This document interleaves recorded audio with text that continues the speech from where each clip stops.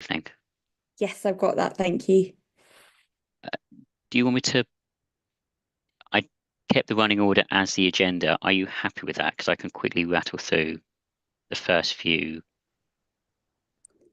Yes, updates yeah, yeah. So apologies, etc. Or the updates from yes, the last yeah, meeting. yeah, that'd be great. Thank you. Ursula, could you let us know when we're live and you're recording, and we'll, if Council Tickets is happy, we'll start the meeting.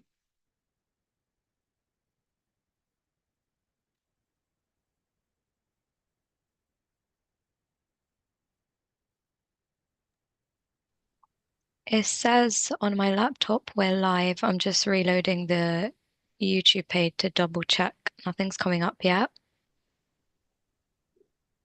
Ah, okay. I think we're live. Fantastic. Then I'm happy to start. So if you want to run through, I've realised I think I had the wrong running order up in front of me. I was thinking this is the right one. Fantastic. Um, but yes, happy for us to start the meeting and start with any apologies as well and updates from you, Jonathan. Certainly. So we've received apologies from Councillor Asma Kayam this evening. Thank you. And then, does anyone have any of the councillors have any declarations of interest that they'd like to make? No. No, I think that was a no.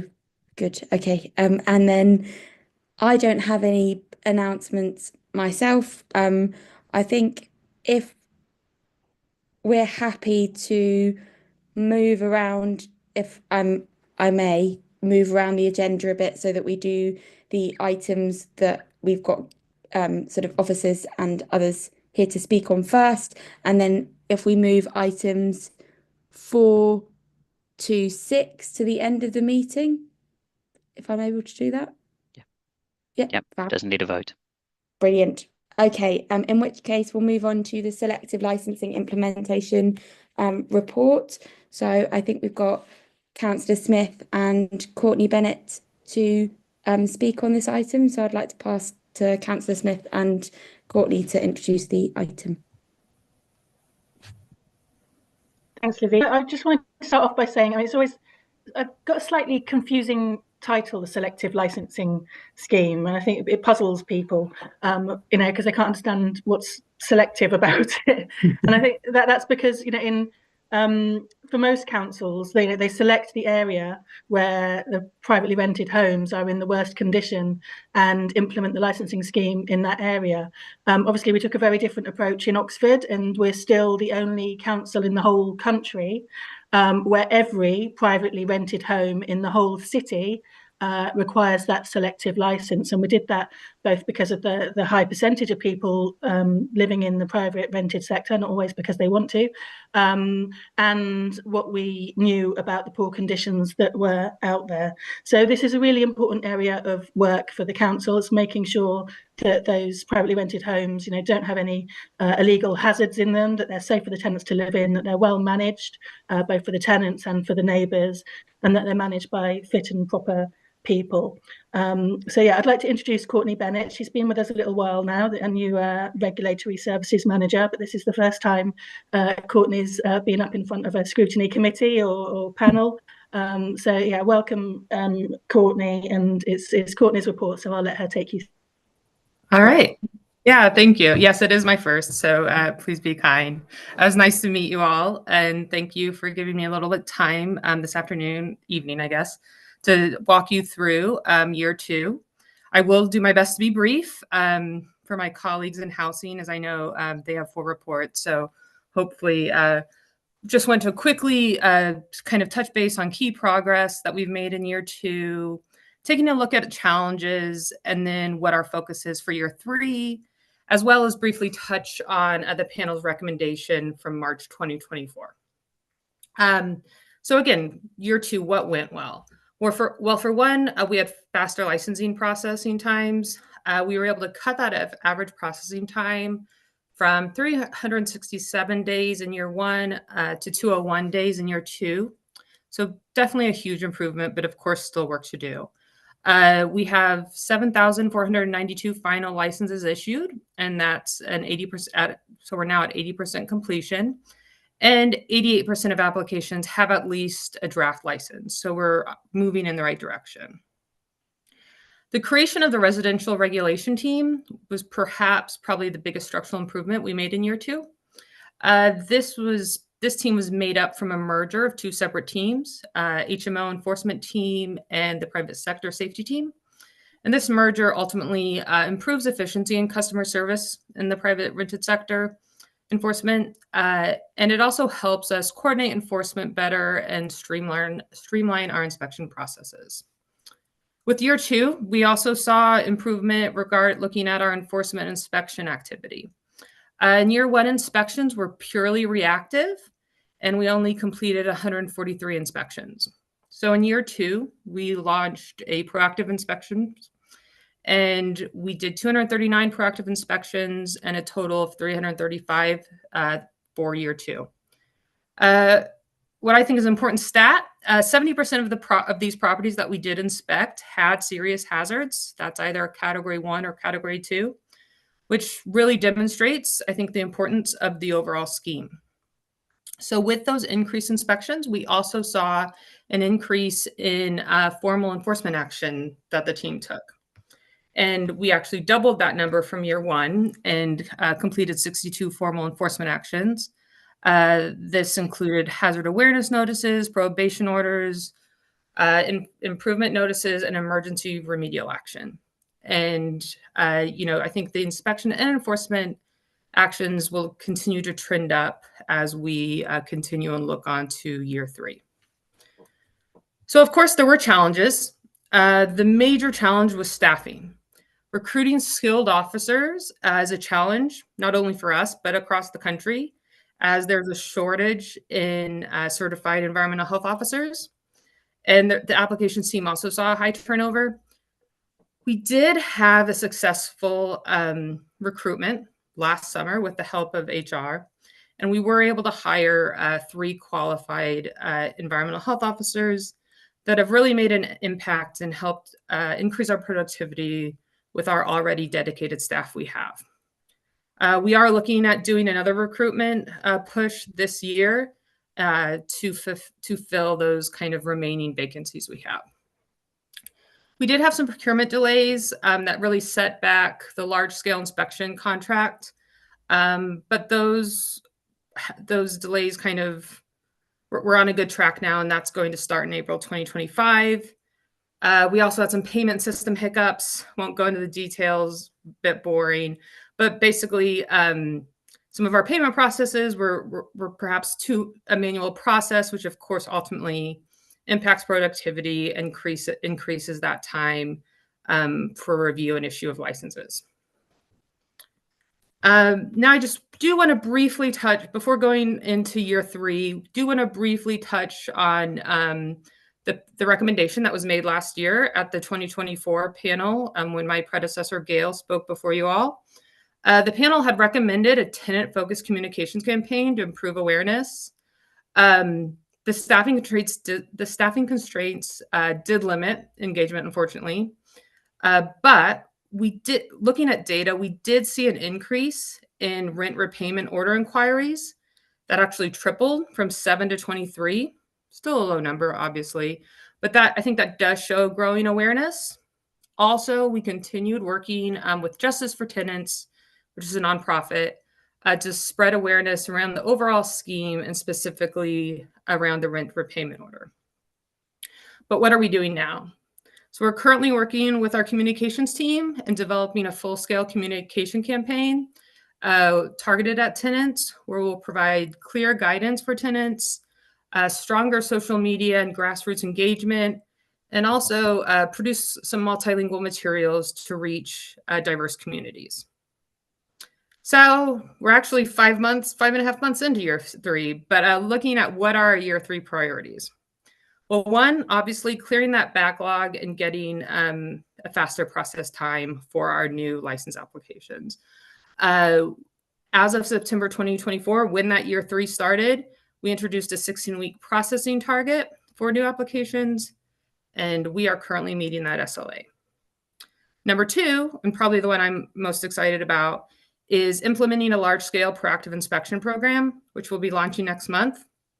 With this program, we will be able to do over 1,000 inspections annually for the next 3 years. And this will ultimately allow for more comprehensive housing assessments and much stronger enforcement. And then three, strengthening tenant and landlord engagement. So again, the tenant kind of campaign I just spoke about, but also looking at landlord engagement and providing clear landlord guidance to encourage compliance. So again, this has been brief, but hopefully it provides you a very broad overview and can show that we have made real progress, but obviously there's more to do. In year three, it's about clearing that backlog, ramping up inspections, and improving engagement. So I appreciate your time. And with that, I'm happy to take any questions or comments or recommendations the panel might have. Thanks. I've got a few questions of my own, but I wanted to open it up to other panel members first. And thank you very much for that, the report and the really comprehensive summary you just gave. I think it's really clear and very helpful, although I still have millions of questions, but that's more because we need to know more. But yes, Councillor Rule. Thank you. Yeah, great to meet you, Courtney, and thank you for the report. I was really grateful for the detail, and I had a few questions, if that's okay. The first are sort of, I suppose, about the targeting and inspections this year and the enforcement work, which is great to see in year two. Like, I know that so much work was plowed into year one and getting everyone signed up. So now we're seeing the real results of this, which is great. I kind of have some kind of broader questions about perhaps capacity of the scheme versus the size of the problem, given its sort of a ubiquitous nature in the sector. As you highlighted, 70% of inspected properties having a category 1 or 2 hazard. And so sort of my questions were, I would be interested to know what the targets for inspections are in year 3 and 4 and how we plan to grow in that space and what capacity we have, and what proportion of the sector do we expect to reach, I suppose, given that we know that it's not a small number of homes that and it's such a large sector. So just kind of interested in that kind of what does success look like here and what is realistic and that kind of thing. That would be great. And then, oh, sorry, do you want me to just pause? No, I don't care. Yeah. However is easiest for you. Well, I can say that the ultimate goal, again, that I think was established at the beginning of the scheme was to inspect 60% of properties within the 5-year period. So obviously the numbers I gave, right, we're nowhere kind of near that. And that's why that contract, that large scale contract program that I mentioned is really imperative and important. And, with that contract, I think we're hoping to be able to get close to 4,000 inspections done by the end of the 5-year scheme, on top of having our staff do some more of the priority 1 inspections. Yeah, I mean, it's totally up to you, Courtney. Usually, and I should have clarified, we often take questions in kind of groups of about 3, cool. But we also don't have to do that if that's too much. I'll follow your lead. Thank you. Yeah, thank you. Either way, that's really helpful. So thank you. I think it's useful for us to be aware in that sense.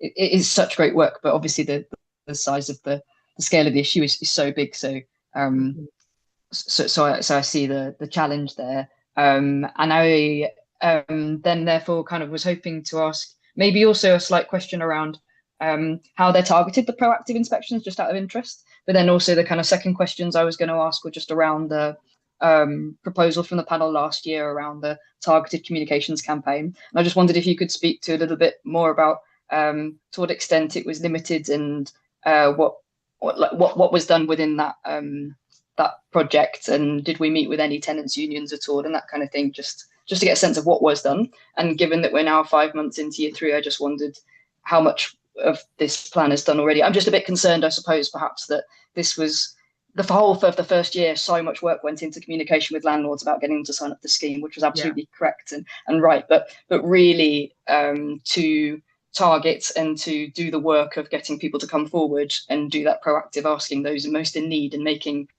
the project most effective by trying to get tenants to raise the concerns would be fantastic. So I'm really keen to see us do more of that work if we can and prioritize it moving forward. So yeah, some questions around that would be great. Okay.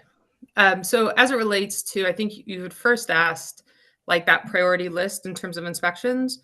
So we have kind of a whole rating system, and kind of through that, I created, I think, 5 levels of priority: priority 1, 2, 3, 4, 5. 5 probably won't even be inspected, honestly. The contracted inspectors focusing on 2 on that level, and that's the chunk of it. I don't know the breakdown of that, but I'm happy to get that for you if you're interested. And then 1 are the ones that we think there's a high likelihood of there perhaps being kind of issues, and those will be focusing on actual council staff taking on those. And then the tenant campaign, that's like the second chunk, right? Okay. Yeah, right. I mean, that's tricky because year 2 ended before I started. But I can kind of echo I think just in terms of local government, right? And local authority, something that perhaps we can always improve on is like telling our story, telling the good stuff we're doing. And part of that, I think, is reaching out to different groups that we work with and conveying like the things we can do to help them. So, for me personally, kind of that that communication campaign is really important. I'd say we're probably in the middle of it, and hopefully we'll be launching kind of next month. And we have actually already had a meeting with the tenant group. So we are kind of making inroads on that, and I feel like making progress. And I will be here next year, hopefully, and I won't be coming to you saying, yeah, we didn't get as far as we want. It's definitely a priority, and I value all of your input, and like I take your recommendations seriously. Thanks very much. Does that address your questions, Rosie? Yeah, thank you so much, Courtney. It was really helpful. Cheers. I had a few, unless anyone else has got any questions first. I had a bit of a follow-up on one of the questions. And first of all, it's just a clarification question. So when you talk about reactive inspections, is that when a tenant has reported an issue to you? Yeah. So that's, someone kind of on our website, we have a number or a place where they can report. So that's a service request. Yes. And then we respond to that. Correct. And I don't know, I might have missed it because the report is wonderfully detailed. But have you seen an increase in the number of reports that have led to inspections? Because I guess that might be one way to monitor. Yeah. So that's a really good question. And that's not in the report. And I'm happy we've got some Power BI dashboards that I think I'd easily be able to kind of take out a look at in the morning and kind of get you that specific answer. I can hypothesize that yes, it's gone up. But if you want, I can get you the hard cold data in the morning. Yeah, that'd be really interesting. Because I guess it sort of makes sense that when you do a reactive inspection, you're going to get enforcement action off the back of that. But it's interesting. I think the number of sort of the amount of enforcement actions you're getting out of proactive inspections is also quite high. Yeah. I mean, I think that's the thing, that 70% is for total inspections. And I think it's right, 478 inspections we've done thus far. 235 have been proactive. So yeah, we're still, that number did not decrease once we added the proactive. But you were saying those, I mean, not needing to go into the specifics, but those have been targeted in a particular way. So in a way, you would expect those to be maybe higher than if you took a random sample. Yeah, that's a good point. Potentially. I mean, but just because it's then useful to get a picture of, I guess, how many proactive inspections it gets a sense of it gives us a sense of what things are like across the private rented stock in the city, right? If you kind of take a random sample and see what percentage of them lead to enforcement action. No, that's go ahead. Sorry. No, I was going to say something else over you finished. Sorry. No, I mean, I think that's an interesting insight. And I'm kind of writing some notes here just to get you kind of some data, looking at service requests, and I can perhaps get you, again, data protection, but some high level results on kind of some of those proactive inspections we were doing in terms of, what % of just those had hazards and so forth. So I can work with my team to gather some data. Yeah, that would be really, because I know it's obviously not the priority at all of the team and shouldn't be, but I think it would be really interesting now because you've got that insight for maybe the council to be able to do a little bit of work looking at, therefore, what does our private rented sector housing look like? And sort of taking the flip side and looking at sort of the landlord's perspective, you say that you've kind of reduced, which is great, the amount of time from kind of beginning of the process to end of the process. I guess I don't really know what the process entails, so it's hard to then work out, it's 16 weeks, sort of a good target you hope with. Are you hoping that target's going to reduce? What sort of a reasonable length of time it might be? Because obviously, I assume it's much more complicated than them filling out an application form and you saying, oh yeah, you've paid, fantastic. Yeah. A bit more complex than that. So what's a realistic sort of timeframe target? Do you think 16 weeks is reasonable, and will it help you clear the backlog? Sorry, that's about 5 questions, but no, yeah, I think it will help clear the backlog. Councillor Smith, are you? I was under the impression that 16 weeks was the target set of what we ultimately wanted to get to, kind of at the beginning of the scheme. So I think we're where we kind of wanted to be, but I'm not sure. Do you recall during kind of the initial approval phase if 16 weeks was what we were targeting? I believe that's what we targeted, but I can go target now. But yeah, I'll go back and check with the team on that. But there are several stages to the process, aren't there, Courtney? So it's always it's always going to be a fairly lengthy process. There's a lot of documents involved that we have to check, and then of course, going to multiple kind of looking at land registration. It is quite a lengthy process. I'm happy to kind of, if you'd like to kind of get some type of very high level kind of SOP, this is what we have to look at. I'm happy to provide that just to kind of, I guess, better understand the scope and detail involved. And then I'll verify that 16 weeks is the target. I'm under the impression it is, that's kind of what we've set.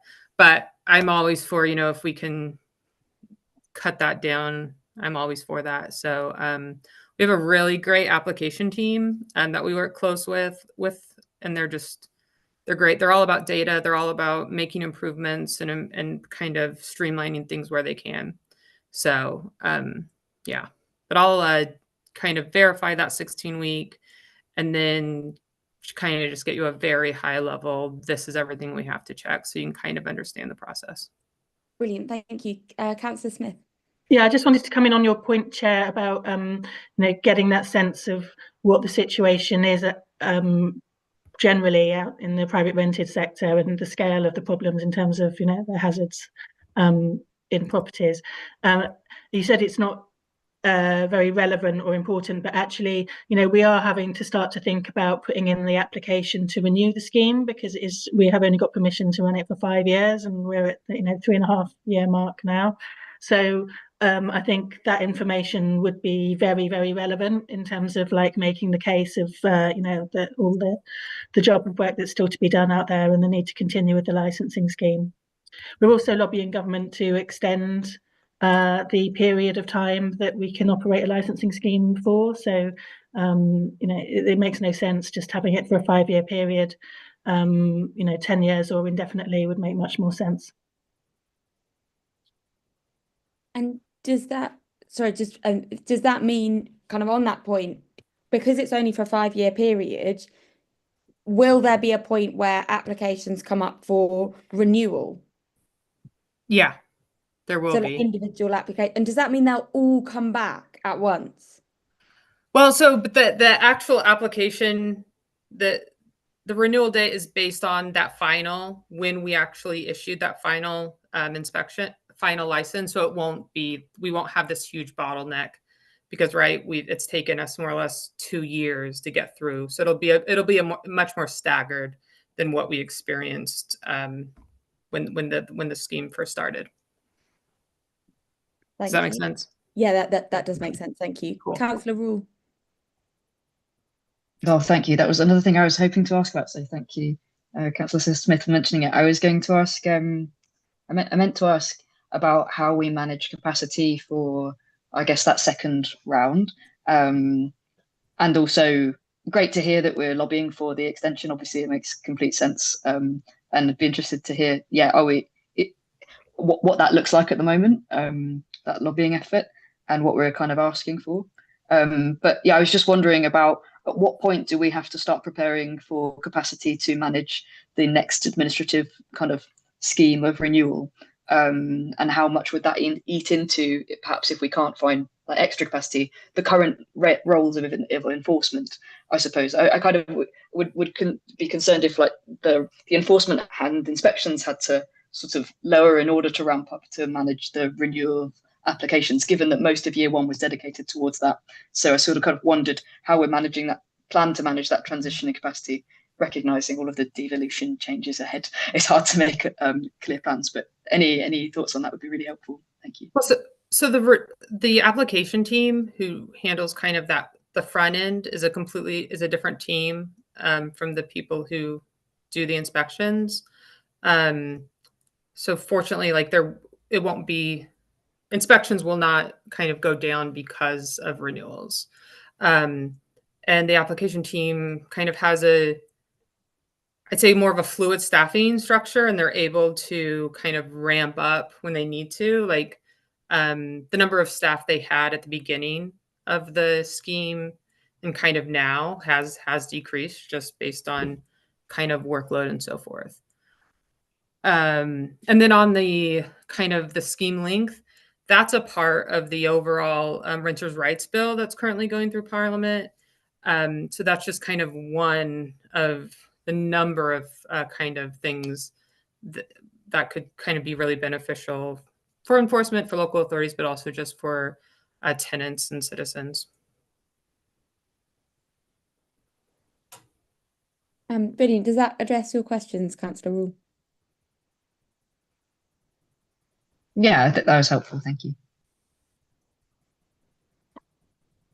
Councillor Mundy, do you want to come in? Sorry. All right, thank you. Yeah, so just a couple of questions. Obviously, it's actually a bit shocking, isn't it, to see the percentage of visits that have resulted in those category 1 and 2 hazards. But just on perhaps potentially a sort of better news, do we have any preferred landlords yet, or is it too early? Because I understand that the scheme was allowing for longer licenses, basically for landlords that were sort of, I guess, doing a better job really, and had high quality properties, and didn't give the council any reason to sort of question the decency of their tenancies and their properties. So that was my first question, and the second question is around the impact on the housing register. So obviously, one of the benefits of a licensing scheme is not obviously just the really profoundly important benefit of supporting those who are in the private rented sector with living in better quality accommodation, but also to relieve pressure on our own housing stock, because obviously if we have so many people with category 1 hazards in their homes, which clearly there are quite a lot, that's a potential priority banding issue when it comes to being on the housing register. So it would just be good to know whether we sort of foresee this scheme as having a positive impact and potentially helping us to sort of reduce the number of people who end up needing to join the housing register, and if so, you know, where we're sort of expecting to analyse that that sort of data and progress. Okay, those are some. Shall I come in on the preferred landlords? I mean, I don't think there's any Yes. question of us having preferred landlords. That's not what the scheme is about. I mean, Mhm. so the 5-year license is the standard.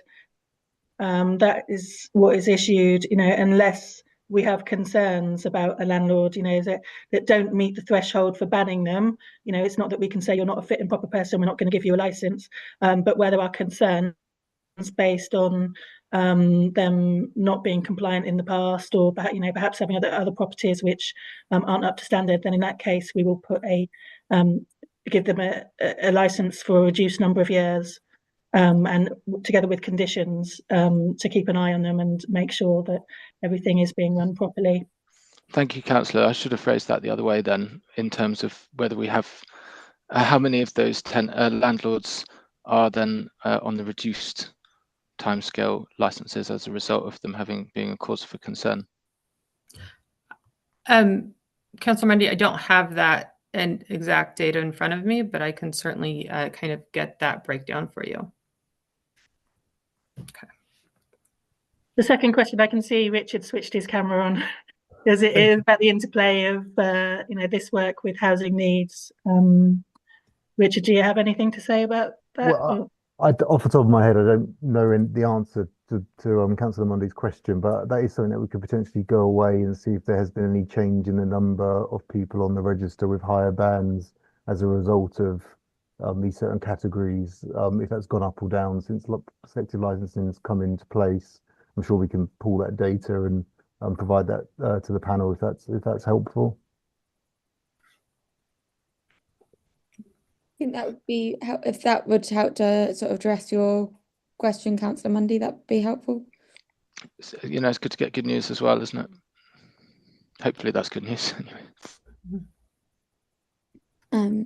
And then I just had sort of a few final questions of my own, just about it's really great to see the sort of the stuff on workflow in the report and how that's kind of helping to improve things.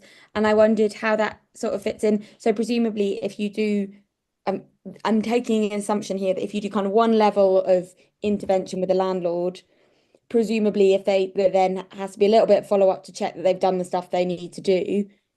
How are you finding managing that? Is that a complex process? Is that kind of throwing up any challenges of its own, or is that just? I mean, I guess that existed before selective licensing, right? That was just like our normal enforcement procedure, kind of those tools we have, hazard awareness, improvement notice, and so forth. That's kind of the team's bread and butter.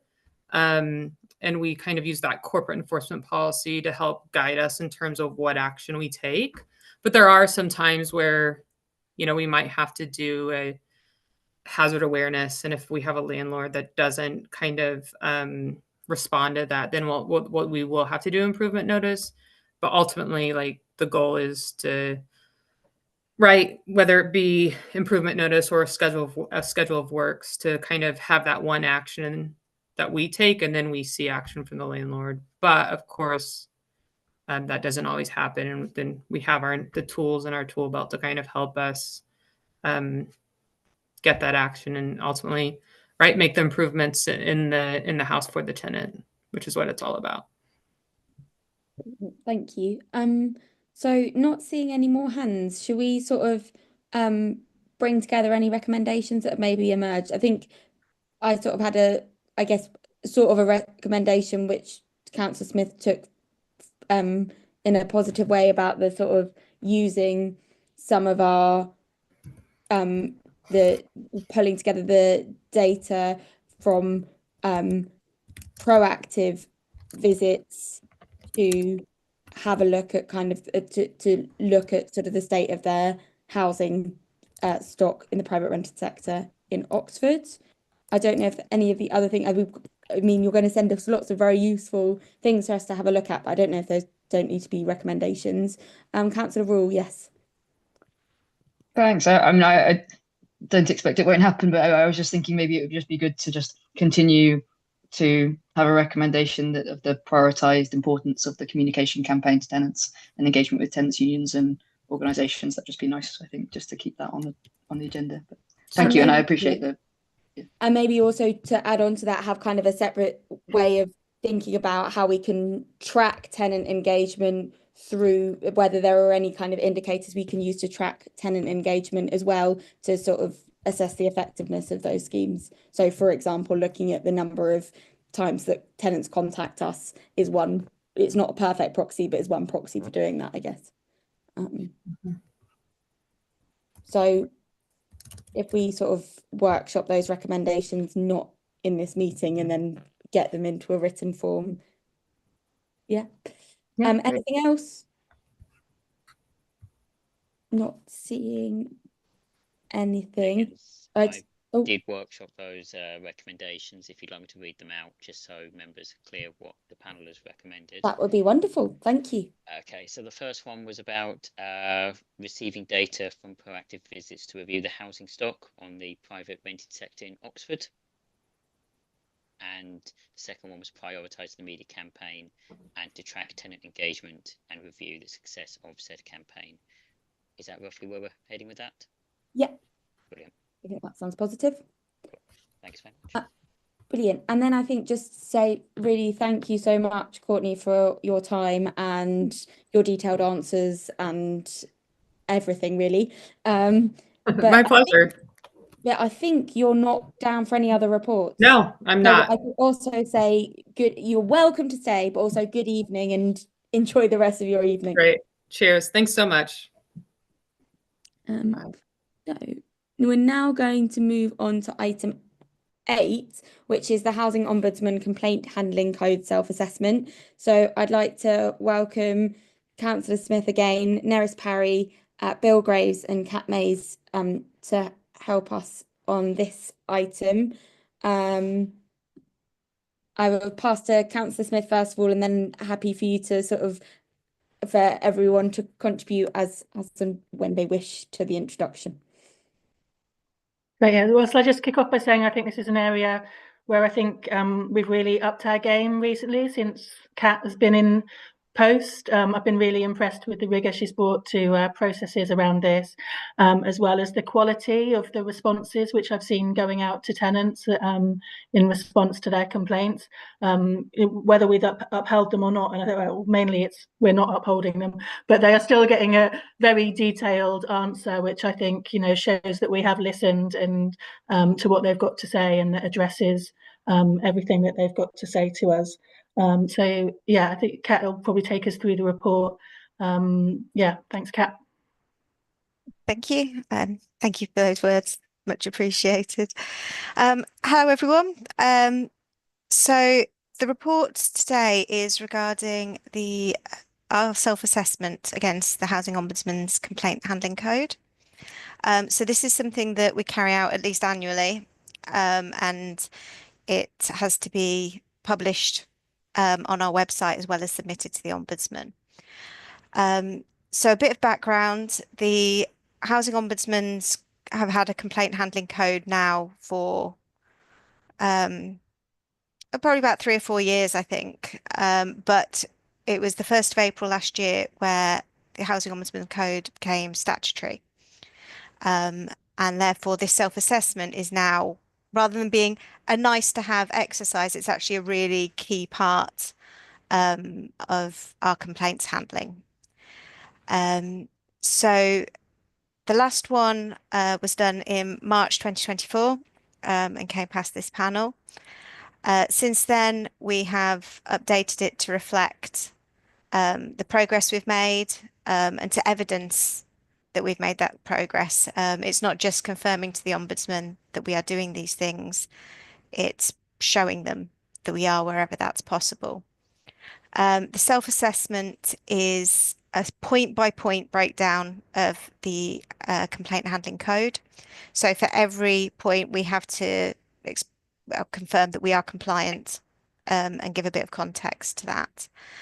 So hopefully you've had a chance to have a look through the self-assessment. I appreciate it's not a short document and it can feel a bit repetitive, but it's important we try and capture everything, because for us as well, it's a way of understanding what the real key important parts of our process are, but also highlighting any areas where we really could be doing better. And I think we've done that this time. So the updates that have gone in there, since the last one, we've altered the procedure slightly, not massively, but just altered that. That's been done in conjunction with the other complaints hubs within the council. So I look after the housing hub, which tends to be complaints that would fall under the remit of the housing ombudsman. But we also have a hub that deal with complaints related to the local government and social care ombudsman. And we have a shared procedure. So we have to make sure anything we change works for all of them. So we've made some tweaks to that, mainly around just explaining things better, being more specific with what residents can expect with a complaint. So that's included in there. We've also so just tightened up some of the procedures. So, for example, ensuring that we're providing the contact details for the ombudsman in all of our formal letters. So, at acknowledgement, if there's an extension in the outcome, things like that. We've just making sure that that is happening each and every time. So that's reflected in the updated version.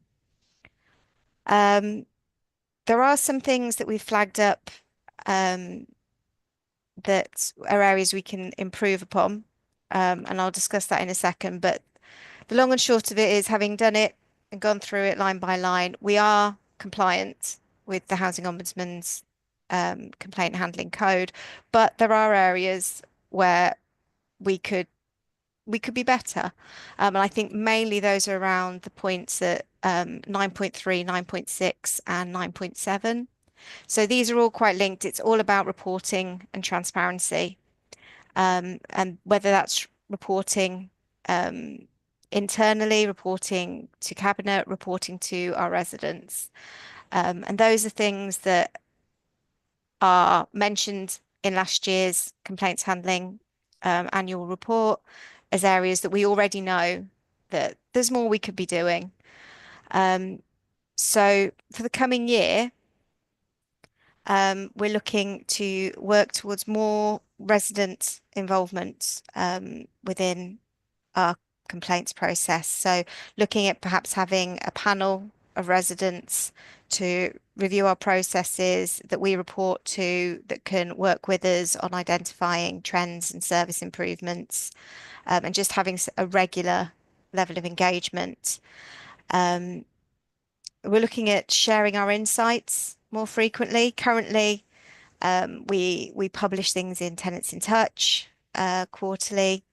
We have our annual complaint handling and service improvement report, which is again another ombudsman requirement. That's published on our website alongside the self-assessment. But we could be doing more about reporting regularly, and not just around the figures, but around the insights as well that come with that. Just making the whole thing more transparent so people can see, understanding, people can see changes as they happen rather than maybe waiting an entire year to find out what's been going on. We're looking more at a sort of "you said we did," publishing that on our website to let residents know what the impact of complaints is, what are the outcomes, what are we learning. I think that's really important that we demonstrate that we are listening, we are improving, we are learning, which I think is the most important part of complaints. And yeah, the other thing is reporting to member responsible for complaints is the term that they use. And I think we could be doing more, providing more information on that, certainly around housing ombudsman determinations, which, as the number of complaints has increased, as have the number of cases that the ombudsman are taking on, that's quite normal. You get more cases overall, you're going to have more ombudsman cases. And that's not something we had a lot of data on previously. But we do now. We're getting that feedback. And it would be really good to be sharing that, just to show how we're improving and what the ombudsman make of where we are and where we should be going. And the other final bit is that we are currently recruiting an additional officer on a 12-month fixed term contract, to help address the volume of complaints that we've got coming in, but also to provide more focus on the work around the complaints. So not just responding to a resident's issue within the timescales, but ensuring that we're monitoring the follow-up work, that we potentially have enough resource then to do follow-up surveys to find out how people have found the complaints process, and also to follow up on those service improvements in the learning. I think sometimes that can get lost in trying to comply with all the other elements of the ombudsman's requirements and the deadlines. And I think that's actually the most valuable area for us. So yes, the self-assessment is there, and I think, you know, if anyone's got any comments, any queries, any suggestions about what they'd like to see moving forward, then yeah, more than happy to hear. Thank you. That was really helpful, and it's really positive to see sort of just when you're scrolling through a long sea of yeses in terms of our compliance of the report. Just to echo what Councillor Smith has said. But any questions from other members of the panel? Not seeing any. So I had a few questions, and now are they slowly all dripping out the back of my head? Some of the things that you were talking about with yes, the I said you did think, because I think part of it is that presumably when you get a series of complaints, you know they're not always upheld, but just because a complaint isn't upheld doesn't mean you don't learn anything from it. And so I think obviously if a resident receives a complaint back that says not upheld, it's difficult for them to feel listened to. But if you that sort of proactive messaging around, here are the things that we've been hearing from you, not just here's our pie chart of upheld complaints and non-upheld complaints, and these are all in this category and these are all in this category, but this is the sort of more holistic, this is what we're actually hearing, I think would sort of feed in much more positively to that sense of being listened to. So I think maybe a focus on kind of what we learn from complaints and making it clear that it's not just the upheld ones, if that just, but obviously welcome your sort of thoughts and perspective on that as well, because not a complaints management expert here. I think it's really true, actually. And in every complaint, I think you can find something. Even the ones that are not upheld, there's obviously the fact that they perceive there's been a service failure. So even there, it's actually, are we communicating our services well? You know, are we managing expectations? You know, should we be reevaluating what our service standards are if people are expecting more? So there is always something that you can look at from it. And even when a complaint, I understand the need for upheld and not upheld. It helps us, like you said, it's the pie charts, it's the reporting. They're not actually terms the ombudsman are particularly bothered about. They don't define what when we should use upheld and when we should use not upheld. It's not something they particularly ask us to report on. And I asked for some clarity on this from them a few weeks back, and it's not really something they're particularly interested in. It is about the learning. So in terms of when we're responding to requests, we will use the term not upheld or upheld because that's what we work with. But I always like to think that that is a sentence within a letter that has hopefully given them a full context of reasons. And I don't like to leave things. I don't think any of my team like to leave things on just not upheld. We're not upholding it but we will consider this, or we will pass your comments on, or perhaps you may want to look at getting support from this. There's always trying to provide that next step, whatever that may be. So yeah, not upheld complaints don't just go into a folder and get forgotten about. They're as valuable as the ones that we consider upheld. And yes, I think you're correct. If we can really demonstrate, people want actions, and not just letters. So if we could be showing people that actually we are taking things on board, it is worthwhile speaking to us, then I think that would be a really positive step. I think that is one of the things I'd really like to prioritize, is putting that information out there about what we can I do. guess a question off the back of that then, if it's not something that we're required to report on, obviously it's something that's useful for us to hold, in a sense of, is this a case where there was a service failure, that we recognize there was a service failure, or is this a case where maybe there's been a miscommunication or something else, or it hasn't quite met the threshold? But I wonder, in terms of communicating that to the residents, is there a demand from residents for that kind of information? Or would it maybe be worth considering moving to a model where we report back on you complained, actions taken? Why do we stick then to the upheld, not upheld? The ombudsman, whilst they won't define upheld and not upheld, they still mention it. So they still reference it. So I think there's still an expectation that we have a clear outcome, if you like, but they won't really rule on what that is. And when we're getting the determinations back from them, they're not commenting really on whether they agree with whether we termed it upheld or not upheld. It's whether they agree with our actions. So I think there's a move away from it. I wouldn't be surprised if, in 5 years' time, those terms disappear. But where we are now, it's still something that they are referring to. And I think whilst it's not helpful, I think we'd also risk being penalised if we didn't, until we can have another way of making sure there's a clear outcome without using those terms. I mean, upheld and not upheld are much better than some of the other terms that historically used to be used. I think valid was one. Valid and not, everyone's complaint is valid. They're not necessarily agreeing with them, but it's valid. So they're the least contentious terms we have at the moment. But no, I'd be more than happy, frankly, if there's a sector-wide move away from them.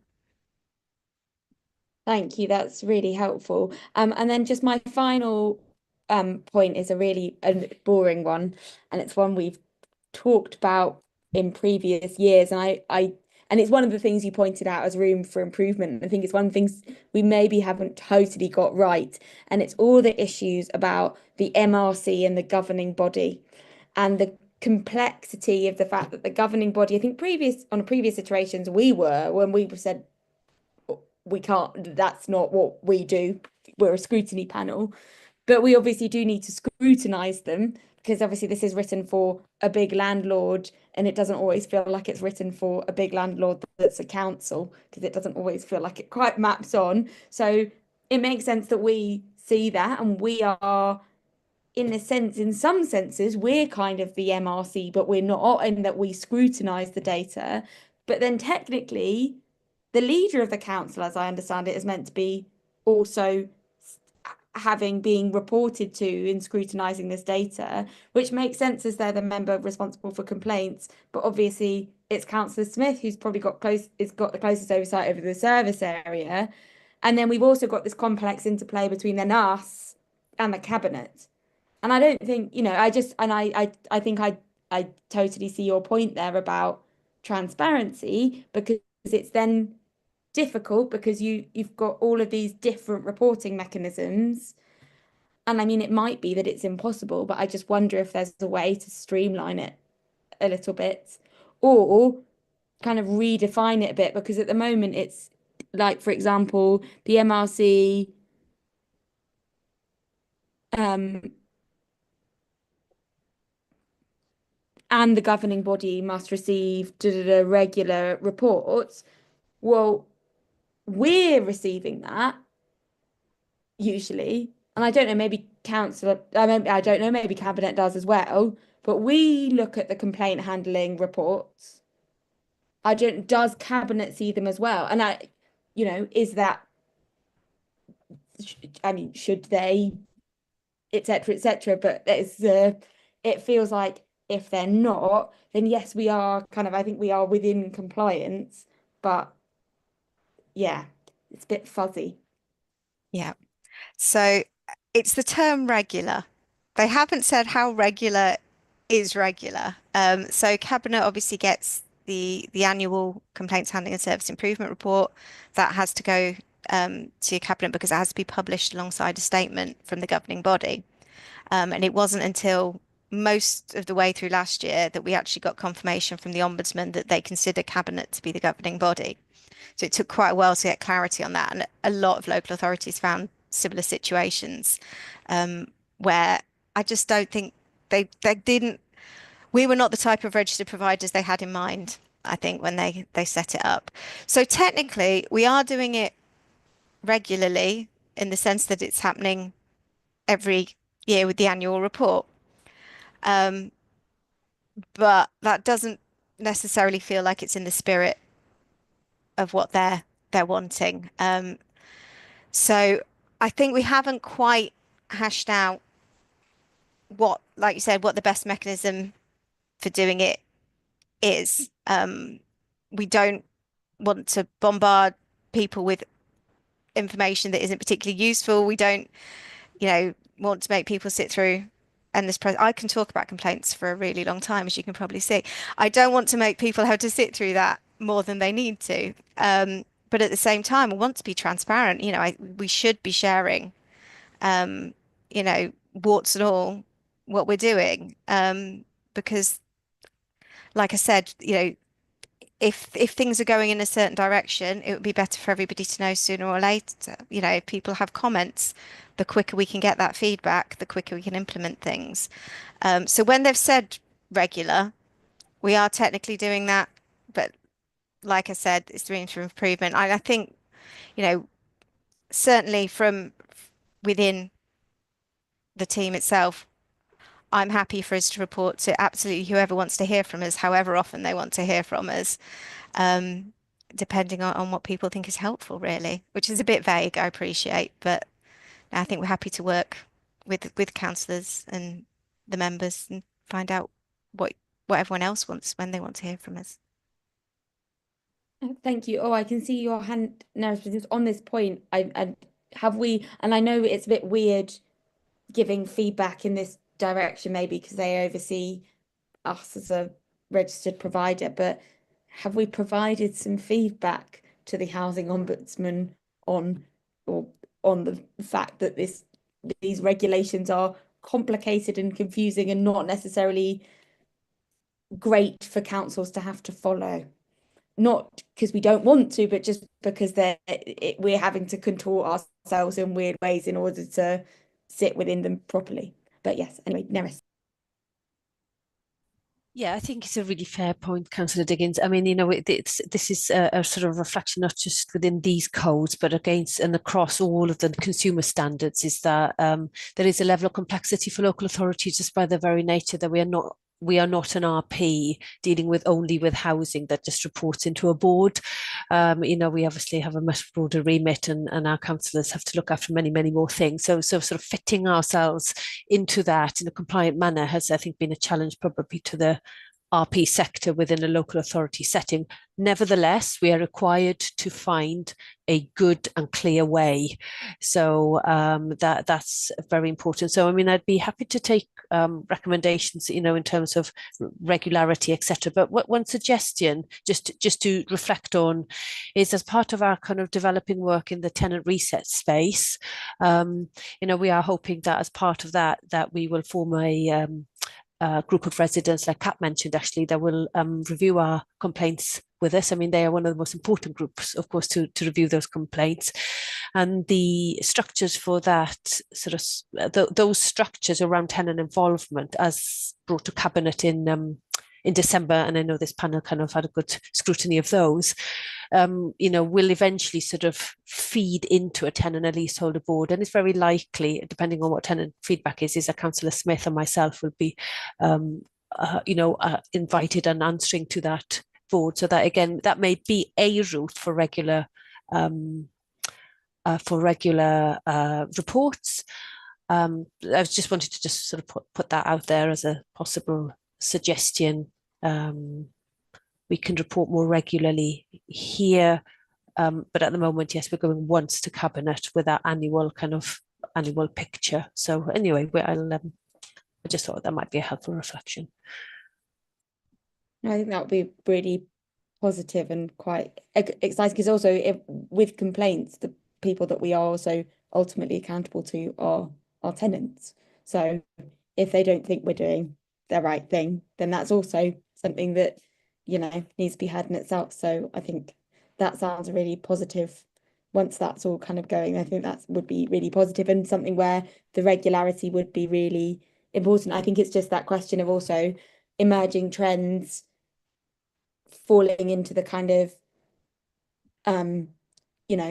the general scrutiny bucket. I mean, I don't think we want, I don't quite feel like it's obvious where it would fall into, but maybe there'll be help for some scope for a little bit more regularity for us to see stuff, but again, probably not monthly, and the people that probably want to see it most frequently would be the tenants. So yeah, no, that's an important point. Oh, Councillor Stairs. I think it's just worth noting that, a measure of any good company or organisation is not that nothing ever goes wrong, because that's life, but it's how we handle it when it does go wrong, or when there is a reason for people to feel unhappy. And it feels like we're certainly looking at those and coming at it from the right perspective, is that, we're learning from, and rather than feeling it as a criticism, it's an opportunity to learn about how we can do things differently. So well done. Thank you. Brilliant. Well, I mean, I don't know if we sort of pulled out any recommendations there. I mean, we had quite a helpful discussion. I mean, Nera sort of provided a recommendation to yourself about the tenant involvement board and the frequency of reporting there. And I didn't really feel like there was a recommendation coming out of the discussion about the actions. Because it sounds like you're already telling tenants what you're doing, and we need to stick with upheld and not upheld, at least for the foreseeable future. So unless I've sort of missed anything else, no, fab. Then I think just sort of note the great progress made. And yeah, just I think a continued reflection on what those reporting procedures might be like. I mean, maybe it'd be helpful to put that in a recommendation format, just so we can have kind of an update on it as it comes forward. I don't know, is it Uzwa or Jonathan that's recording these things? Yeah, I'm recording. I've got that written. Fantastic, thanks very much. And do you want to read that out before we move on to the next item, or?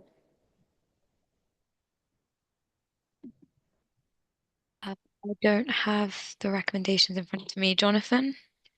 I will get that one from the recording. I've made some notes, but I need to tidy it up. That's absolutely fine. We'll agree offline then. In which case, I'd like to say thank you to Bill and Kat, because I think everyone else is staying. We don't have Bill, do we? Sorry. So thank you very much. And if I've missed anyone, I'm very sorry, but you are welcome to either stay or to go and enjoy the rest of your evening. But thanks again. Thanks very much. Okay, so we're moving on now to the building safety and compliance report. So I'm going to pass to Councillor Smith and Neris again. Brilliant. And I understand we don't necessarily have all the responsible officers, so if we've got complex questions, we can sort of deal with those online. Yeah. Okay. Yeah, I was just about to say, I mean, this is a report that's of critical importance, but it's also a very technical one. So I was very much going to leave it to the officers to talk you through, the areas of concern which, which are highlighted in red and which I've had the opportunity to ask them about and receive reassurances about, but I know that you'll want to hear that as well. So Neris, yes, over to you. Thank you, Councillor Smith. So yes, so unfortunately we have some sickness amongst the technical team. Both from Malcolm Peake and Damon, who would have stepped in for Malcolm, was also unwell today. So apologies, everybody. I can certainly kind of give an overview of the report and guide you through it. And I'm hoping I can answer a relative good amount of questions as well. But we may find ourselves in, if we're in some pretty profound technical stuff, I might have to take those offline. So I hope hope that's okay, and apologies for that. So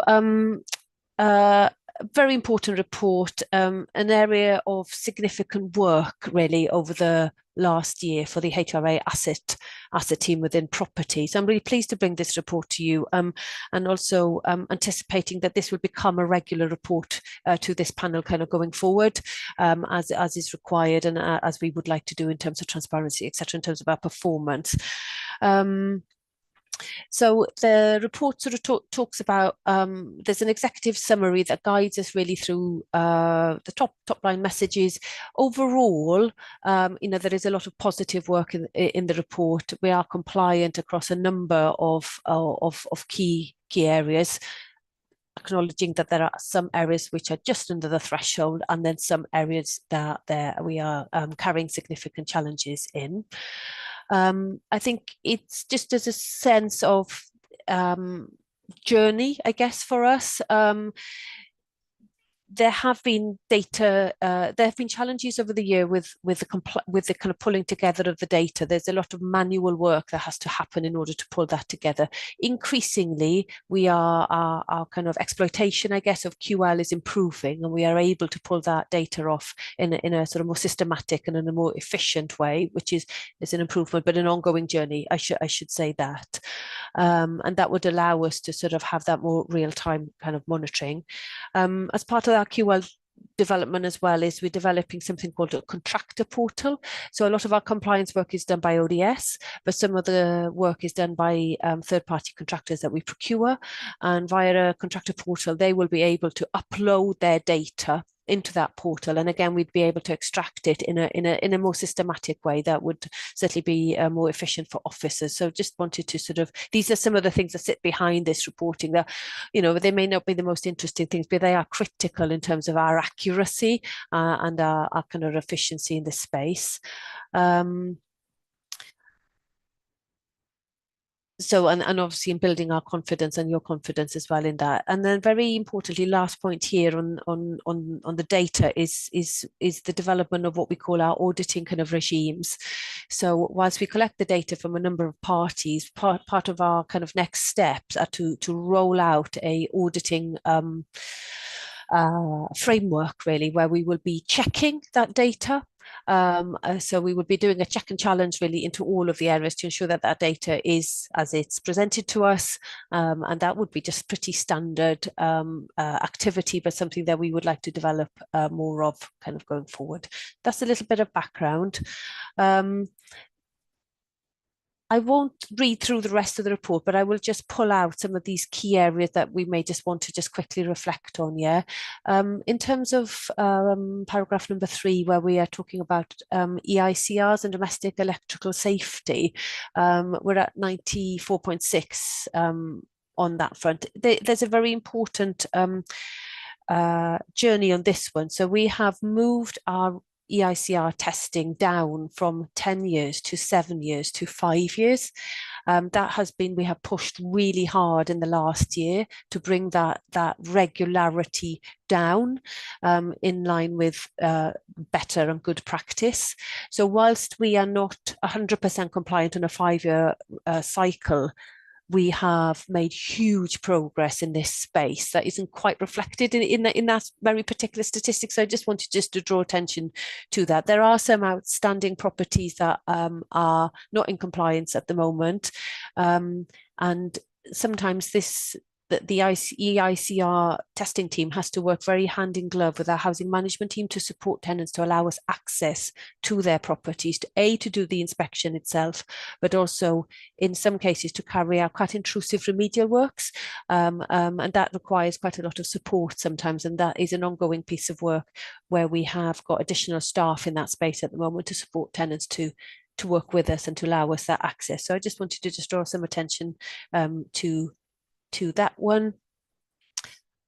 In terms of 3.5, where we are showing a 50% compliance rate on FRA inspection actions,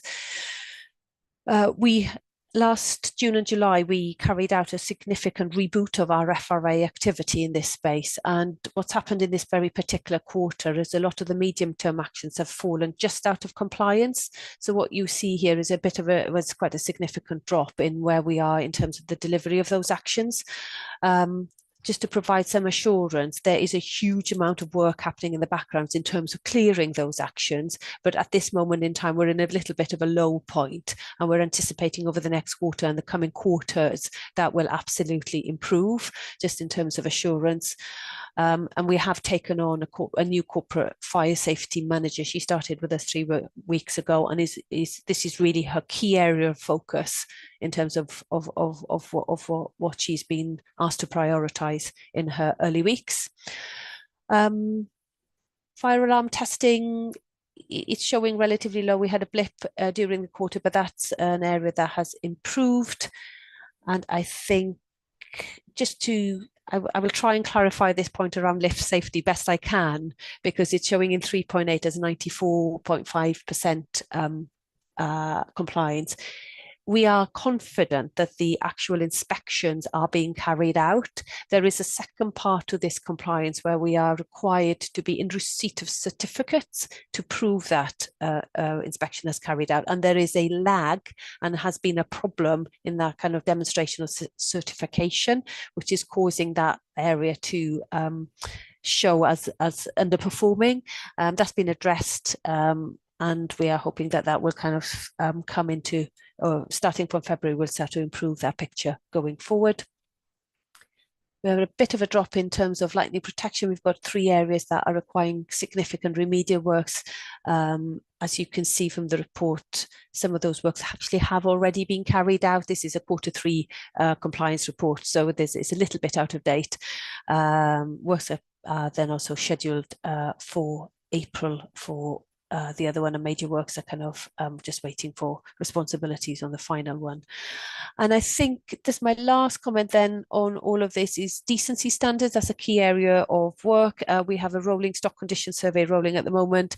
That is, it's showing here at nearly 75% compliance. So we've moved through 75% of the stock. That's gone up even further, and we are aiming to have 100% kind of finished stock condition survey by the end of March, and we are on track actually for that.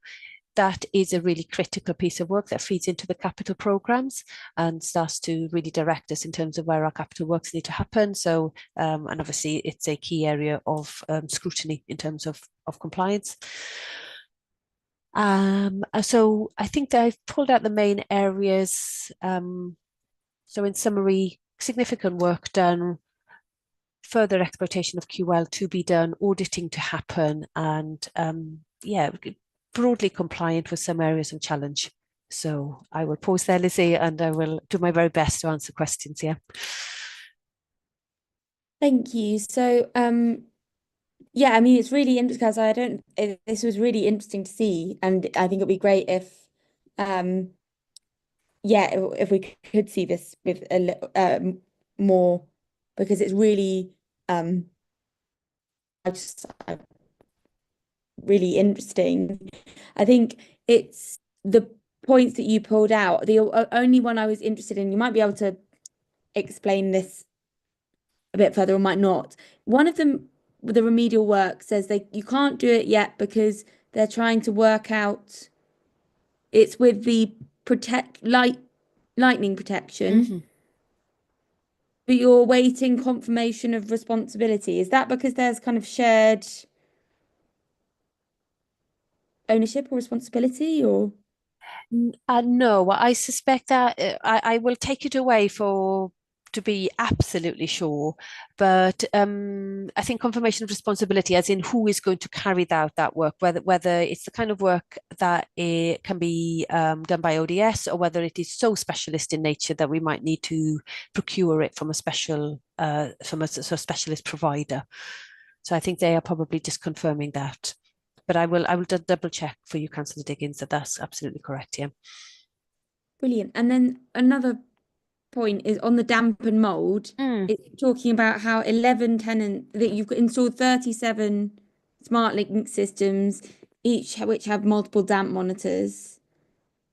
But only 11 tenants have downloaded the app. I guess these monitors are more for you than they are for the tenants. Is that why?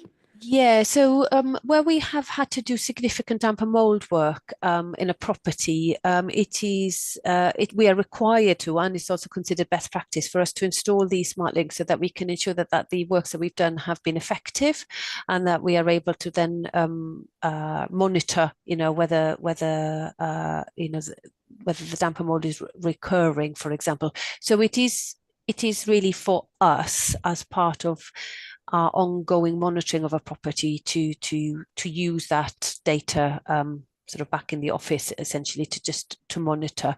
And it is something that often, actually picking up the previous report with complaints, I mean, damp and mold is an area of complaint, and this is one of the ways through which, well, Kat was saying that we want to regularly ensure that the interventions that are put in place are effective. This is one of the ways we can do that with damp and mold. I mean, and tenants, of course, are welcome to download that app, but it is predominantly for us. But they may also want to, be interested themselves in that data. Brilliant. And then just finally on the FRA inspection actions, so it kind of details the plan to get some of them completed. What's the kind of timescale for reaching compliance on that? Because it looks like the timescale still means that we're still going to be behind, and then potentially even more behind with some of these actions. Maybe Yes, that's my math being wrong. No, it's absolutely not. I mean, these are the questions I think both Councillor Smith and strategically we've been asking the team really to do. So I think we at the moment we don't have sufficient clarity, if I be transparent. So one of the priority pieces of work the new corporate safety manager is doing is to absolutely answer that question. So what is the total number of actions? Can you please break them down into high, medium and low? So because that is usually the categorizations of actions. We are given a certain amount of times to carry out all of those actions. So not all of those actions are always overdue, but some are.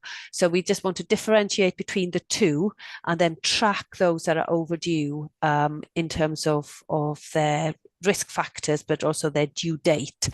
So we are in the process of resetting that, and then I'd be able to, and I very happily share that with you really clearly so that we can track the process. So we have a backlog so that we are working through at the moment. Yeah. And so part of that is that kind of question about how you're going about effective management of sort of the data that you have. So you've got all this information about actions you need to complete, and it's not clear which ones you need to do when. Yeah, it is clear, if I'm honest. We do have huge spreadsheets that we have clarity on. I think our ability to present those clearly to others is a piece of work that we just want to do a little bit more on so that we can do that clearly. We are working through actions at a significant rate, as you can see in the report. So, 100 actions were due to be completed in January, another 500 actions due to be completed in Q4, which of course we're well into. So lots of work going on. But remember, with every new FRA we carry out, there are further actions that come in. So it is an ongoing revolving door of activity, but that's also completely normal. But the target is still to reach 100%. Or is that? Yes, yeah. The target would ideally be that, all that we do not have overdue fire risk actions. We will have fire risk actions always to do, but that they're not overdue. That is the bit that we need to be compliant with. Yeah. But currently, I guess my question, so about your point about what we know and what we don't know, is it that in Q3, 50% of our action, or just under 50% of our actions were overdue? Yeah. Okay. But is it looking like that's going to change when we go in to get the Q4 report? Yes, that will improve in Q4. Yeah. Okay. Brilliant. Because otherwise, because it is a revolving door, if we're not sort of clambering up the mountain, then yeah. Yeah, it will improve, because any additional actions that may have come off new FRAs in Q4 will not be overdue. So what we're doing at the moment is pushing through that kind of overdue piece. Yeah. Okay. Yeah. No, that makes But sense. I will provide you with I think I'd like to provide maybe a follow-up piece on this one. So once we finish that piece of work, we can either return to panel or as part of our next update, bring that maybe through as part of that next update really clearly. Brilliant. Thank you very much. Didn't need officer support at all. That was incredibly detailed. Thank you. But yeah, I was expecting to just have a slew of emails tomorrow, but no, that was great. Sorry, I also realised I didn't ask fellow councillors if they had any questions before I rattled mine off. So, any questions from Anne, Theo, Rosie, Edward? Sorry. No, thank you. Brilliant. In which case, should we move on to agenda item number 10, which is temporary accommodation and homelessness update. So I'd like to welcome Richard Wood and James Pickering to the conversation as well now. And I'll pass to Linda, and then you can pass on to officers as appropriate. Okay, yeah. I mean, it's just, as you'll see from the report, I mean, this is an area where demand is at unprecedented levels. But despite that, there's a lot of really good work going on to contain the demand and keep the number of people in temporary accommodation lower than it would be otherwise, thanks to all the mitigations which are taking place and all the excellent work that's going on. The Housing Needs team has been shortlisted for an award at the Local Government Chronicle Awards this year, which I think is recognition of all the really sort of hard work that's going into this area, but also the cleverness of the work as well, and the innovative solutions which the team and this council are coming up with to keep the cost to the council down and make sure that stays in temporary accommodation where they need to happen are as short as possible for the households involved. So I'm really proud of the team and all their work, and I'll hand over to them to take you through the report. Thanks, Councillor Smith. I'll just do a quick fly through, but most of the report speaks for itself. So yes, as you say, there's what it shows is a continued very high demand on the council in terms of homelessness demand. That 1.5 number of accepted relief duties, 121 in Q3 between October and December. That's up from 30 to 40, what we would have seen in a similar quarter 2 years ago. Inevitably, then that is leading to a much higher placement rate, placing 8.97 per week on average between April and December this year. Number of households into temporary accommodation down slightly from the months preceding, but again up significantly on a few years ago, where we probably would have only placed 3 to 4 households into temporary accommodation in any given week. Despite that, on 1.1 and 1.2, it shows that the actual total numbers in both temporary accommodation and in hotel accommodation was slightly down at the end of by December, the end of quarter 3, but still pretty very high levels on historic standards. And I don't want to jump ahead on future reports, but January and February have been particularly tough with another surge of presentations, accepted duties, and then placements into both hotels and TA, which just shows this continued pressure it looks like it's going to be with us for some time, and it is hitting the entire sector, especially in the southeast of England, and with most councils, especially in urban areas, facing these types of pressures. 1.3, a very important one to flag, and we've turned the RAG rate into red, is that we are in breach in quarter 3 of the number of households with children over 6 weeks in hotel and B&B. We've had 8 households above the 5 limit. We are down on last year where we had 14, but it was up from 3 in September. But again, that's the same factor. We're placing so many families into TA, we just can't keep up with it at the moment, due to lots of reasons, lots of different reasons causing people to lose their home. And we have comprehensive plans, which I'll talk to in just a moment, to try to get that back down, which was successful last year and should continue to allow us to move as many families as possible out of hotels. Thought would be interesting just for the groups not actually in the report is what are the 5 biggest factors of reasons for people being made homeless at the moment. So the biggest factor this financial year for reasons for people presenting to the council and being accepted as homeless is evictions from home office accommodation, following a successful asylum claim. The second one is family and friend evictions. The third one, domestic abuse leading to homelessness. The fourth, private rented sector eviction. And the fifth, prison leavers. It shows the kind of diversity in what the council's facing and the drivers of homelessness in the city. In particular, the home office one wouldn't have been hardly any factor a few years ago, and it just shows you these new demands that are hitting the council. We certainly the PRS eviction one, and to some extent the family and friend eviction factors is very much linked to the huge pressure in the housing market.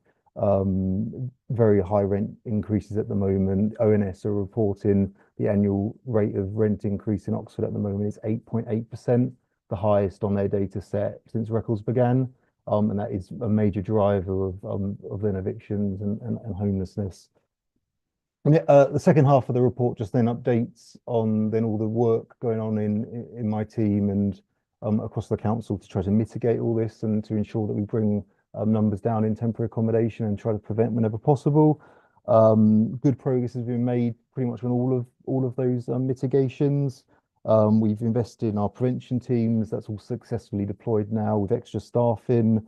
53.7% of all homeless duties accepted by the council are in the prevention stage ahead of someone actually becoming homeless, which is a real sign of health in the system that they average over the year.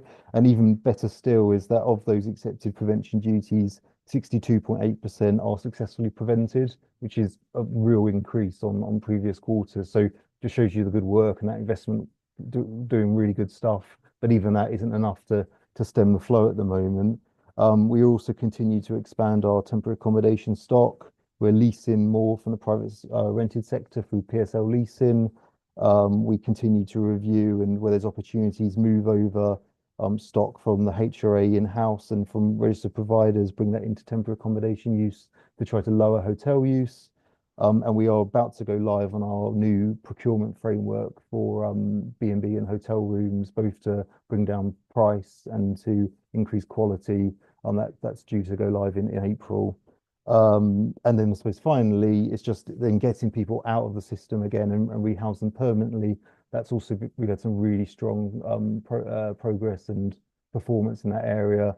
We're still getting large amounts of private rented sector lets. There's 109 in the report as of December. That's an increase again on the previous year, so it shows real strong performance in the team. And some councils have completely left trying to move people on into the private rented sector due to prices, and the fact we're still able to do that is a huge achievement and massively takes a lot of pressure off us, which otherwise would have been on us. And then finally, then on the social side, we have increased the number of homes going to the homelessness list in the social sector to ensure that we get good move on them from temporary accommodation as well. So hopefully that gives you a good overview of the pressures and the work that's ongoing, but happy to take any questions, as is James. Thanks very much. I mean, it's really encouraging to see the kind of progress made on the mitigations. And I know that it's sort of, there's a lot of fluctuation in the picture, but some of those things are moving in the right direction in a very challenging context. Do other members on the call have any questions they'd like to ask? Not seeing any. So I wondered sort of that the reduction that you've managed to secure in number of households with children in hotels over 6 weeks. I know that you've got a duty to make sure that it is only 6 weeks, but also that's a near half reduction. Is that a direct response to some of the mitigation or a direct result of some of the mitigation measures that you've put in, do you think? Definitely. We have a very concentrated approach to families in B&B. So weekly meetings of a large group of the management team and frontline staff, where basically everyone in every family in hotels will go down line by line to ensure that absolutely everything possible is being done to move them out of hotels as soon as possible. And then linking to the mitigations, obviously on the prevention side, that's really about trying to stop families becoming homeless in the first place. So it's quite hard to measure how successful that is in terms of some families just won't approach early enough and so on. But in terms of outcomes, in my introduction, we do get very good outcomes at that stage. So I think that hopefully that's a sign that that is working. Obviously, then the other mitigations around sourcing more temporary accommodation. We are bringing on board through the leasing model more family homes that mean that we don't have to put those people into B&B. The continued kind of reviewing of our stock and where possible moving family homes into TA use, hopefully not for long term, but for this period while we deal with this demand is happening. So that is also lowering hotel use for families. And I think the one in particular that's helped us bring it down is the PRS and social move on.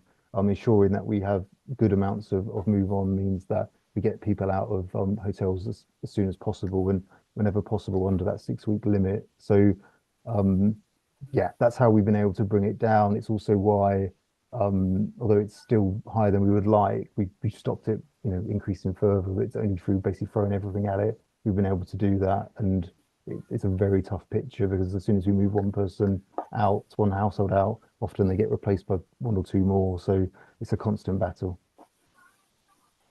Thank you. And just sort of on the flip side of that is the other thing you says, or obviously there's a big increase. I think it's 25% to about 40%, or not quite 40% yet, but 40% almost of available social houses that are going now to homeless prevention duties. Are you seeing, is that having a knock-on effect on other aspects of the? Oh, yeah. Yeah. Yes. So obviously it's not a good part of the job, that basically within terms of social housing, through the allocations policy and the lettings plan, there's never enough social housing for people who need it in a city where there's such high demand. So we have to make some quite difficult decisions about how that breakdown works. In line with our statutory obligations, we've increased the percentage for the homeless list to enable us to move families out of hotels. That does mean that there's less homes as a result for the general register and the transfer register. So we have to kind of try to keep that difficult balance. But hopefully we are managing that at the moment. Thank you. Yeah, I think another question, I guess, with an obvious answer. Sorry. And then the only other thing I was wondering about is you talking about how one of the greatest pressures is asylum seekers. I assume that's partly linked to kind of asylum seeker accommodation in and around Oxford.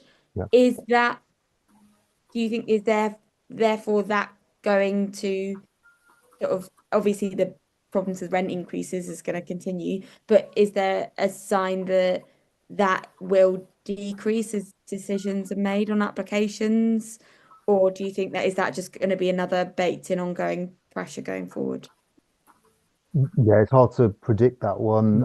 Obviously, we have a hotel in Oxford that caters, the Home Office have established for singles. So that adds to, in particular, our singles pressure. You know, I have 107 on the report of people in hotels. It'll be between 80 to 90% will be single adults. So that you can see how, as the Home Office ends their duty, it then in effect passes to us, because they present to us as homeless. Um, we'll have to see how it goes. Yeah, one of the really welcome things the government has recently done is extended the notice period within the hotels, in the Home Office hotels, that is, so that we do have a bit more opportunity to do some prevention work. We have a officer who just works on the evictions from the hotel, on the homelessness side, and we also commission services to then kind of wrap around that and support with that. So they do whatever possible to try to prevent those individuals, as they get told that their asylum claim is successful and are told to leave in those few weeks that we have. They do everything they can to try to enable them to move on into alternative accommodation. But as you can imagine, with hundreds of singles, that it's virtually it's impossible to help everyone. We do our best, and we fulfill our statutory obligations, but to find accommodation for that number of people is just not possible. So that extra time though does help.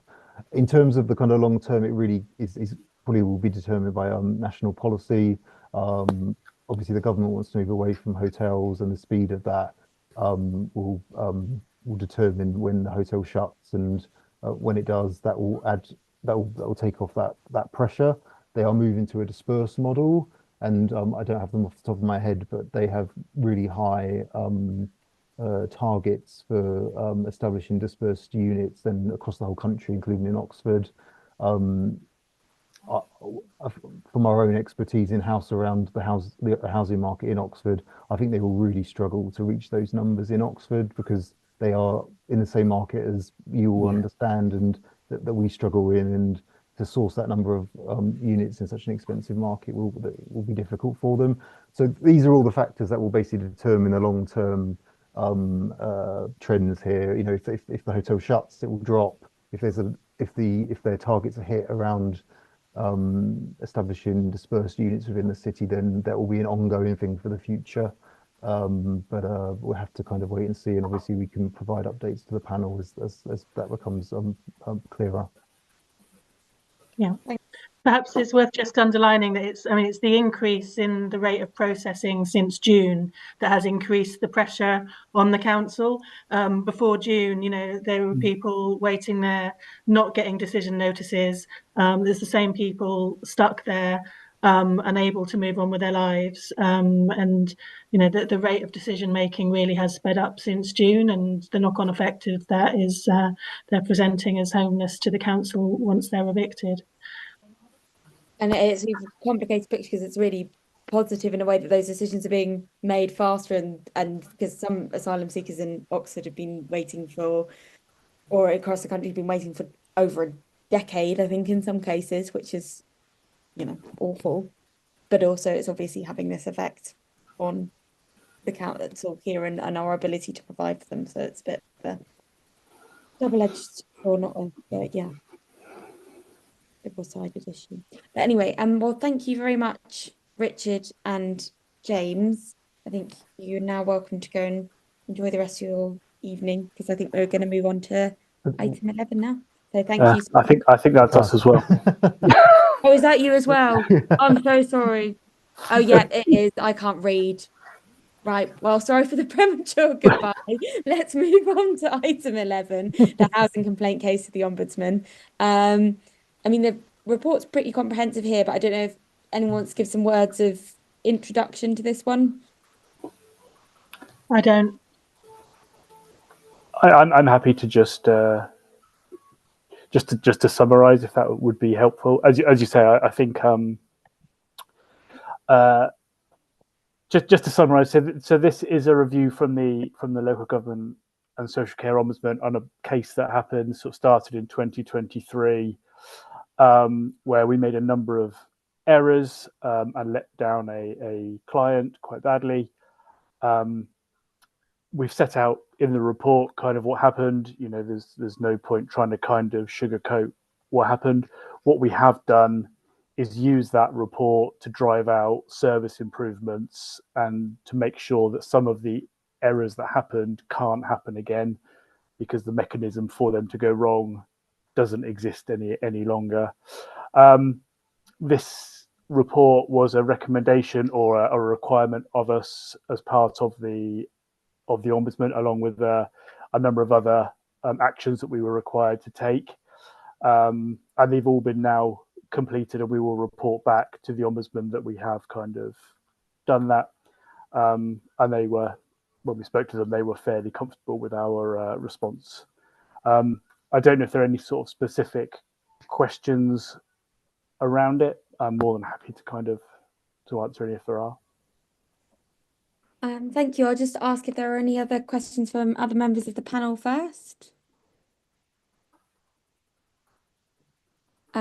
Not seeing any. I guess, I mean, obviously there's been kind of a comprehensive response from the ombudsman that you've then actioned. Are there anything that you think's come out of this and has led to sort of real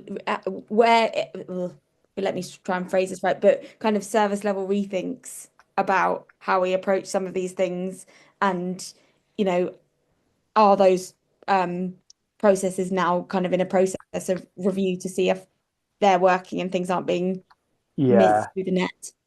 Yeah, I think when I review it, it's kind of it screams of a historic process from when we were in kind of the COVID pandemic, that wasn't then resolved quick enough as we came out the other side, and we were left with an outdated process. So what we've now done is just revamp all of those processes. They're now officer led, which means that the customer experience is much more driven by sort of the expertise in their options officer. So there's much more engagement, much quicker decision making, much more sort of comprehensive information available to the customer on what's going to happen. All of the kind of manual processes that we had have been automated, and they're now held within secure systems. So the chances of losing forms, etc., have been kind of driven out of the system. And we've also increased our training for new staff, which was a real challenge in this time. We've recruited really well, and you know, as part of the sort of investor save stuff, and actually, you know, we've driven out some really good officers, and we've got some really kind of top class training in place for officers now.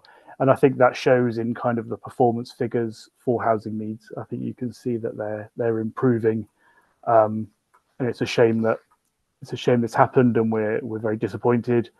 But I think we have kind of learned a lot from it, and it's taught us a lot that we had to do better. So. Thank you. Zoom now reminds me that I'm muted when I'm trying to talk this. There seems to be, and I mean, maybe this isn't fair, but the way it's characterized seems that there's almost a reluctance in the case to accept the homelessness duty. Do you think that's led to kind of a rethink amongst? I think, yeah, I'll be honest, that I think that was down to a single officer. Right. Where there was a performance issue, which has now been addressed through performance management within the council.